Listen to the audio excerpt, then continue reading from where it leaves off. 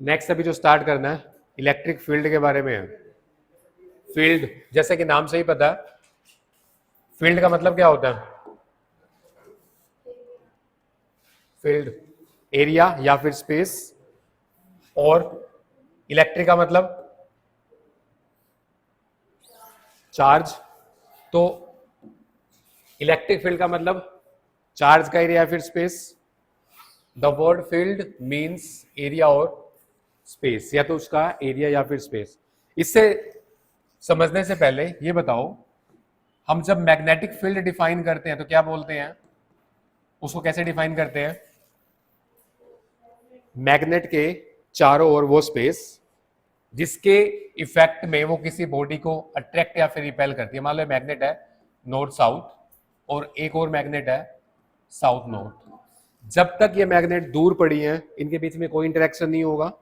जैसे हम इस मैग्नेट को पास लेकर के आएंगे, इसका अपना खुद का एक एरिया है। एरिया का मतलब इसकी एक रेंज है जहां तक इसके अंदर से मैग्नेटिक लाइंस नॉर्थ से निकल के साउथ में एंटर करेंगी, उसका एक एरिया है। जब तक इस मैग्नेट का खुद का एक एरिया होगा, स्पेस होगा, जब तक इसका स्पेस इससे इंटरेक्शन नहीं करेगा, इन दोनों के बीच में ना तो अट्रैक्शन होगी ना ही रिपल्सन। तो ये जो स्पेस होता है ना उसके चारों ओर, जिसमें वो उसके मैग्नेटिक फील्ड को फील कर सके, उसको मैग्नेटिक फील्ड बोलते हैं। इसी तरह से जब हम चार्ज की बात करते हैं तो हमें पता है हमारे पास दो तरह के चार्ज है। कौन कौन सा? पॉजिटिव चार्ज और दूसरा नेगेटिव चार्ज। जो पॉजिटिव चार्ज होता है उससे magnetic sorry electric field of lines बाहर की तरफ निकलती हैं, और जो नेगेटिव चार्ज होता है उस पे जो इलेक्ट्रिक लाइंस होती हैं वो अंदर की तरफ आती हैं। इसी तरह से जब तक ये नेगेटिव चार्ज इसकी रेंज से बाहर पड़ा हुआ है, दोनों के बीच में ना तो कोई इंटरेक्शन होगा। जैसे ये नेगेटिव वाला चार्ज इसके फील्ड में आ जाएगा, यानी कि ये थोड़ा सा ओवरलैप कर जाएंगे, तो क्या होगा? सिंस वो नेगेटिव है तो पॉजिटिव इसको अट्रैक्ट कर लेगा, अगर यहाँ पर पॉजिटिव होता तो उसको रिपेल कर देता। तो चार्ज के चारों ओर वो स्पेस जहां पर हम उसके इलेक्ट्रिक फोर्स को फील कर सकें will be known as electric field. So space around the charge in which again interaction, मतलब दोनों हो सकते हैं, अट्रैक्शन भी हो सकता है, रिपल्सन भी हो सकता है। Due to that charge can be felt is called electric field. Charge के चारों ओर वो स्पेस जहां पर हम उसके अट्रैक्शन रिपल्सन को फील कर सके, that will be known as electric field. अब इंटेंसिटी, इंटेंसिटी का मतलब क्या होता है? स्ट्रेंथ। ठीक है, एक सिंपल सा एग्जांपल है। बाहर मान लो बारिश हो रही है, ठीक है, आप दूर से देख रहे हो कि बाहर बारिश हो रही है। वो बारिश कितनी तेज हो रही है आप कैसे पता लगाते हो? उसकी टेस्टिंग कैसे करते हो? टेस्टिंग हम हाथ निकालते हैं, हाथ निकालते हैं और उस पर बारिश की बूंदें पड़ने देते हैं। जितनी वो बारिश की बूंदें तेजी से पड़ती है, मतलब बरसात तेज हो रही है, आराम से पड़ती है तो स्लो हो रही है। इसी तरह से हमें जब टेस्टिंग करनी होती है तो हम क्या करते हैं? हमारे पास एक यहां पर हम ऑलवेज रिमेंबर, हम टेस्टिंग के लिए लेते हैं +1। इस +1 को क्या बोलते हैं? Unit positive test charge.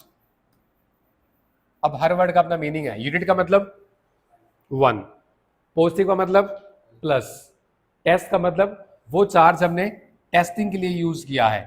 ठीक है, अभी जैसे अपने घर में टेस्टर होता है, हम चेक करते हैं उसमें करंट है कि नहीं। कैसे चेक करते हैं? टेस्टर से। अब टेस्टर में बिल्कुल थोड़ा सा करंट होता है, जस्ट वो एलईडी ग्लो कर जाए, आपको पता लग जाएगा उसमें करंट है या फिर नहीं है। ठीक है, तो इसी तरह से कोई फील्ड कितना ज्यादा स्ट्रॉन्ग होगा उसकी टेस्टिंग के लिए हम क्या लेते हैं? Unit positive test charge. तो उससे पहले हमें डिफाइन करना है इलेक्ट्रिक फील्ड इंटेंसिटी क्या होती है। इलेक्ट्रिक फील्ड इंटेंसिटी क्या है? स्ट्रेंथ। स्ट्रेंथ कैसे पता लगाएंगे? उसके अंदर क्या करेंगे? एक टेस्ट चार्ज रख देंगे। अगर वो टेस्ट चार्ज ज्यादा फोर्स फील करता है तो फील्ड ज्यादा स्ट्रॉन्ग है, कम फोर्स फील करता है तो फील्ड कम स्ट्रॉन्ग है। आ रही है बात समझ?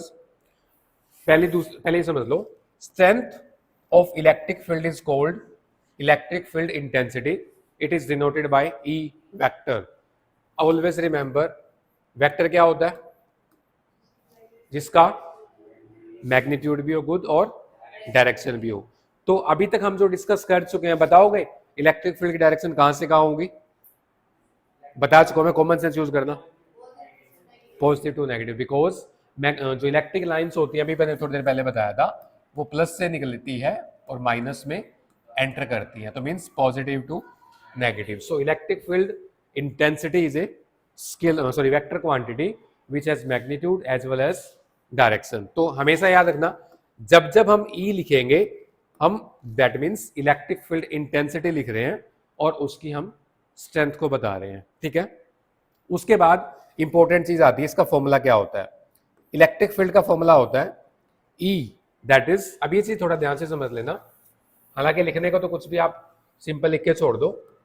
इसका फॉर्मूला होता है E is equal to F divide by Q naught. अभी क्यू नोट क्या है, और हमने यहां पर एक वर्ड लिखा हुआ है, limit Q naught tends to 0।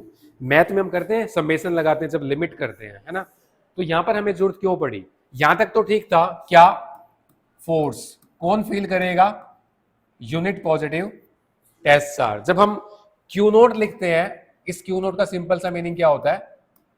Test charge. Limit Q naught tends to 0, कुछ पता होगा तुम्हें, इसका मतलब क्या है? क्यू नोट लगभग 0 के बराबर है। इसका एग्जांपल मैंने भी टेस्ट में बताया था, टेस्ट में करंट आता है, क्या वो इतना करंट होता है कि इसको लाइट को डिम, इसकी लाइट को डिम कर दे? वो माइन्यूट सा करंट होता है, जस्ट टेस्ट करने के लिए करंट है या फिर नहीं है, ठीक है। तो हम जब इसको डिफाइन करते हैं फॉर्मूले को, E electric field intensity, it's formula is given by force divide by test charge and that test charge tends to 0। वो जो टेस्टिंग वाला चार्ज होता है इतना छोटा सा होता है कि वह दूसरी वैल्यूज को अफेक्ट नहीं करेगा। Value of Q naught must be as small as possible, otherwise हम बोलते हैं nearly equal to 0। Further by convention test charge Q naught is taken as positive, ठीक है। बाय कन्वेंशन है, हम इसको नेगेटिव भी ले सकते हैं, पर नॉर्मली हम पॉजिटिव लेते हैं। जैसे मैग्नेटिक फील्ड वाले में आपको याद हो तो हम यहाँ पर एक नॉर्थ पोल लेते थे उसकी टेस्टिंग के लिए, तो यहाँ पर हम प्लस लेते हैं। नॉर्मली हम प्लस को क्या मानते हैं? पॉजिटिव आउटकम देता है, और नेगेटिव हमें जस्ट एक नेगेटिव वाइब्स देता है। नेगेटिव एक डंप की तरह होता है, डंप मतलब उसके अंदर कोई चीज आकर के एंड होगी। प्लस क्या होता है? Starting point. तो नॉर्मली हम प्लस को एक बाय कन्वेंशन मानते हैं कि उसको यूनिट पॉजिटिव टेस्ट चार्ज लेना है, ठीक है। जब जब क्यू नोट लिखा होगा तो क्या मतलब है? टेस्ट चार्ज, और जब +1 लिखा होगा तो यूनिट पॉजिटिव टेस्ट चार्ज, ठीक है। एक बार फिर रिमाइंड कर लेते हैं, क्या करा हमने? Electric field. इलेक्ट्रिक फील्ड क्या होता है? The space around the electric charge in which it's electric force of interaction can be felt. चारों ओर वो स्पेस जहां पर हम उसके इंटरेक्शन वाले फोर्स को फील कर सके will be known as electric field. इसकी स्ट्रेंथ कौन डिफाएगा? इसकी स्ट्रेंथ डिफाइन करेगी intensity, electric field intensity. Intensity का मतलब होता है strength. Strength of electric field is called electric field intensity. अगर आप इसको फॉर्मूले में डिफाइन करना चाहो, electric field intensity is given by force per test charge where limit Q naught tends to 0। उसकी टेस्टिंग के लिए हम छोटा सा एक चार्ज रख देंगे, वो चार्ज जो भी फील करेगा सेम उसकी इलेक्ट्रिक फील्ड इंटेंसिटी आ जाएगी। ज्यादा फोर्स फील करेगा तो उसका चार्ज का फील्ड ज्यादा स्ट्रॉन्ग है, अदरवाइज वो वीक है, ठीक है। नेक्स्ट हमारे पास है, अब देखो यहां पर हमने वो चीज क्यों नहीं लिखी, limit Q naught tends to 0।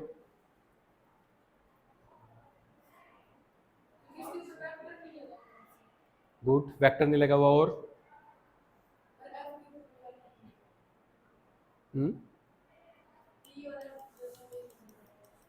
Vector अलग इशू है, अदरवाइज हमें जैसे वो समझाने के लिए है, क्योंकि हम इससे कंफ्यूज भी तो हो सकते हैं ना। अगर मैं फोर्स को 4 से डिवाइड कर दूं तो इसके चार्ज का खुद का भी तो इलेक्ट्रिक फील्ड होगा, है ना, वो उसको इंटरेक्ट करेगा। तो जस्ट ये तुम्हें समझाने के लिए है, ये फॉर्मूला हो गया। नॉर्मली हम ऐसे ही लिखते हैं, हम यूं नहीं लिखते limit Q naught tends to 0, वो जस्ट आपको समझाने के लिए है। E and F are vectors, charge is scalar, direction of wave will be same as that of direction of force। ये फर्दर अभी आपको जो बताया था, जो पॉजिटिव चार्ज होता है उससे इलेक्ट्रिक लाइंस ऑफ फोर्स बाहर की तरफ निकलती है, जो नेगेटिव चार्ज होता है उसकी तरफ अंदर की तरफ आती है. So for positive charge Q is positive, it will repel, and Q naught is always taken as positive. ठीक है.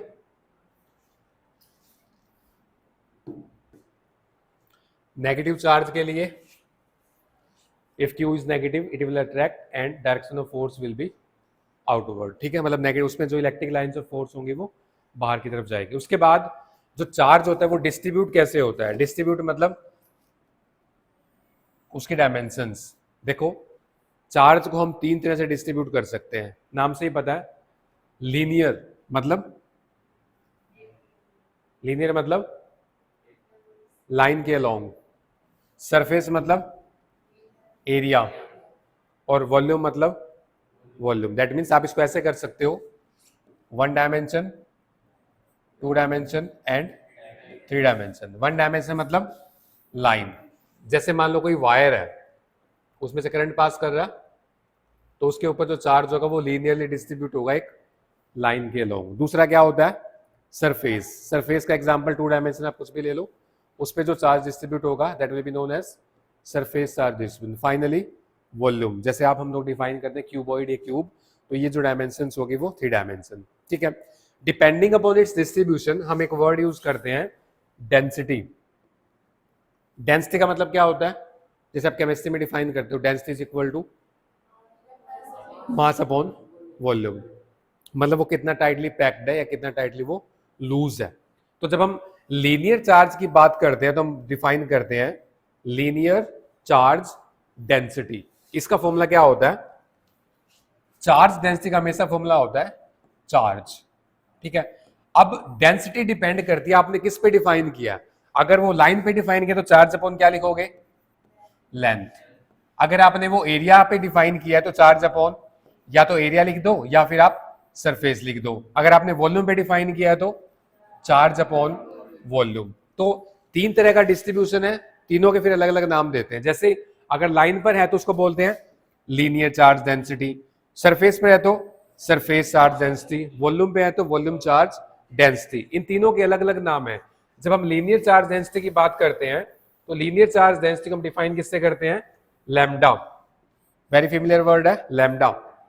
Linear charge density, it is denoted by lambda. It is defined as the ratio of charge to length. अगर charge को length से divide कर दोगे तो हमारे पास क्या आ जाएगा? Lambda. That is linear charge density. Charge को अगर एरिया से डिवाइड कर दोगे तो क्या आ जाएगा? Surface charge density. और इसको क्या बोलते हैं? इस सिंबल को नो, रो तो नीचे वाला है, सिग्मा, और इसको बोलते हैं रो. इसको क्या बोलते हैं? लैम्डा. ठीक है. तो जब हम लैम्डा, आपको पता है लीनियर चार्ज डेंसिटी है तो charge divide by length. Sigma क्या है? Surface charge density, charge divide by area या फिर surface. Rho volume charge density, charge divide by volume. तो इस तरह की हमारे पास 3 टाइप से हम चार्ज को डिस्ट्रीब्यूट कर सकते हैं, linear, surface and volume. Charge 2 तरह का होता है, पॉजिटिव और नेगेटिव. पॉजिटिव से इलेक्ट्रिक लाइंस ऑफ फोर्स बाहर की तरफ निकलती हैं और नेगेटिव में वो एंटर करती है.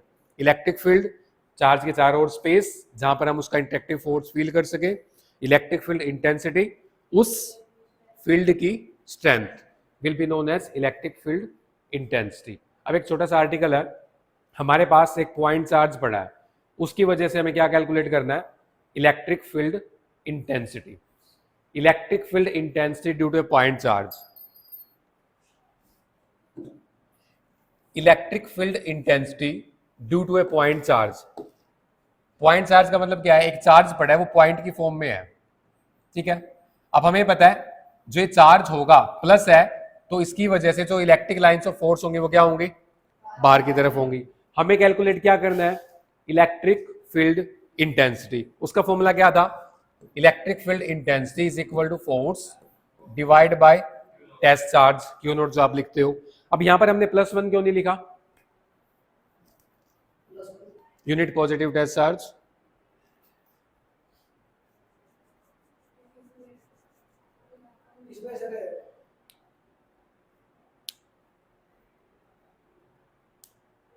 क्योंकि हमने वहां लिखा नहीं ना यूनिट पॉजिटिव टेस्ट चार्ज में पॉइंट चार्ज लिखा है, पॉइंट चार्ज है तो कुछ ना कुछ मैग्नीट्यूड होगा उसका, ये लिखा हो देखो आपने Q, और यहां पर क्या है देखो, अब ये Q है, इसके चारों तरफ क्या होगा, इलेक्ट्रिक फोर्स का क्या होगा, एरिया, उसको क्या बोला था, इलेक्ट्रिक फील्ड। अब ये फील्ड कितना ज्यादा स्ट्रॉन्ग है, हम क्या लेकर आए, इसके पास एक चार्ज लेकर आए Q नोट। अभी Q नोट जो क्या हो गया प्लस Q नोट, मतलब प्लस दिखाने का मतलब क्या है, ये प्लस Q नोट, नोट नीचे लगा दिया तो वो टेस्ट चार्ज है। इलेक्ट्रिक फील्ड इंटेंसिटी कैलकुलेट करना था, उसका फॉर्मूला हमारे पास क्या था, force divide by test charge. अब टेस्ट चार्ज में क्या था, F divide by Q naught, force का फॉर्मूला क्या था, कूलम्स लॉ से, K Q1 Q2 upon R square. अब Q1 की जगह हमारे पास क्या है, ये वाला Q, Q2 की जगह क्या है, एक जो दूसरा हमारे पास टेस्ट चार्ज है, तो फॉर्मूला जब पुट करोगे K Q naught upon R square, ये तो किसका फॉर्मूला आ गया, फोर्स का। अगर मैं इस फोर्स को जब Q नोट से डिवाइड करूंगा तो मेरे पास क्या आएगा, इलेक्ट्रिक फील्ड इंटेंसिटी। अब इसको जब आप Q नोट से डिवाइड करोगे तो Q note will be cancelled out, simple क्या बचेगा, K Q upon R square. तो ये मेरे पास सिंपल सा फॉर्मूला आ जाएगा, E इज इक्वल टू, ये अब सारा क्या बन गया, K Q upon R square, where K आपको पता है 4 पाई एप्सिलॉन नॉट डिवाइड, और ये वैल्यू आ जाएगी। दैट मींस सिंपल सा कंसेप्ट क्या है, आप जब फोर्स लिखोगे तो लिखोगे K Q1 Q2 upon R square, जब आप इलेक्ट्रिक फील्ड लिखोगे तो K Q upon R square. मतलब जब इलेक्ट्रिक फील्ड लिखना है ना तो उसमें से एक Q को कम कर दो, वो आप पे डिपेंड करता है, चाहे 1 2 जो आपको करना चाहो कर दो। दैट मीन्स हम जब जब इस फोर्स को एक चार्ज से डिवाइड कर देंगे तो वो आ जाएगी इलेक्ट्रिक फील्ड इंटेंसिटी, ठीक है।